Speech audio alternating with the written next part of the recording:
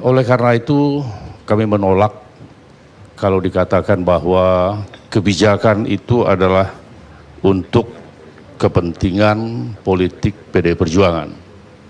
Yang kedua, logikanya, kalau memang Menteri Dalam Negeri bermaksud untuk agar menempatkan orang yang dapat atau di bawah pengaruh atau kendali dari Menteri Dalam Negeri, sudah barang tentu beliau akan menempatkan pejabat-pejabat pejabat tinggi madya atau eselon 1 dari Kementerian Dalam Negeri, apakah dirjen atau apa, dan sudah barang tentu tidak akan menempatkan Pati Polri, karena Pati Polri itu tidak di bawah kendali atau tidak di bawah pengaruh dari Menteri Dalam Negeri. Pati Polri di bawah kendali dari Kapolri. Nah, selanjutnya tidak dalam rangka membela Pak Cahyokumolo, tapi secara hukum, ya, karena saya di Komisi 2, Komisi Politik dan Pemerintahan, ikut membahas berbagai ketentuan peraturan, khususnya undang-undang, termasuk peraturan KPU yang berkaitan dengan penyelenggaraan pelaksanaan pemilu atau pilkada. Pertama, tadi sudah dijelaskan secara panjang lebar oleh Dirjen Oda, oleh Pak Soni. Saya hanya ingin menggarisbawahi semua yang sudah beliau katakan. Ada yang berkaitan dengan kebijakan Mendagri tidak bertentangan dengan undang-undang atau tidak bertentangan dengan hukum. Coba kita periksa ketentuan pasal 201 ayat 9, 10, dan 11 Undang-Undang 10 2016 tentang pilkada. Di dalam ketentuan ayat 10 jelas disebutkan bahwa untuk mengisi kekosongan jabatan gubernur, diangkat pejabat gubernur yang berasal dari pimpinan tinggi madya sampai dengan pelantikan gubernur sesuai dengan ketentuan peraturan perundang-undangan.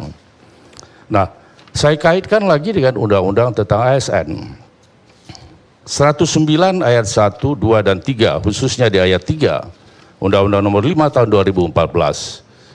Di situ disebutkan bahwa jabatan pimpinan tinggi di lingkungan instansi pemerintah tertentu dapat diisi oleh prajurit Tentara Nasional Indonesia dan anggota Kepolisian Negara Republik Indonesia sesuai dengan kompetensi berdasarkan ketentuan peraturan perundang-undangan. Saya tidak melihat ada satupun peraturan perundang-undangan yang ditabrak. Ya, kalau ada yang mengatakan bahwa menabrak undang-undang, baik undang-undang tentang TNI, Polri, dan sebagainya, hanya saja selalu dipersoalkan tentang netralitas. Tadi juga sudah sebutkan, ASN pun juga harus netral.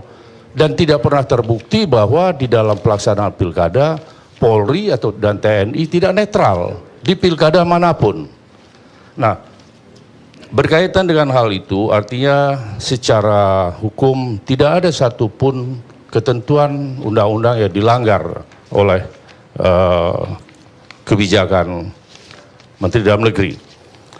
Kemudian oleh karenanya PDI Perjuangan menghormati kebijakan dari Menteri Dalam Negeri terkait dengan hal itu tadi, dan kita sama-sama ketahui bahwa ini sifatnya sementara, dalam arti masih menunggu keputusan dari Presiden.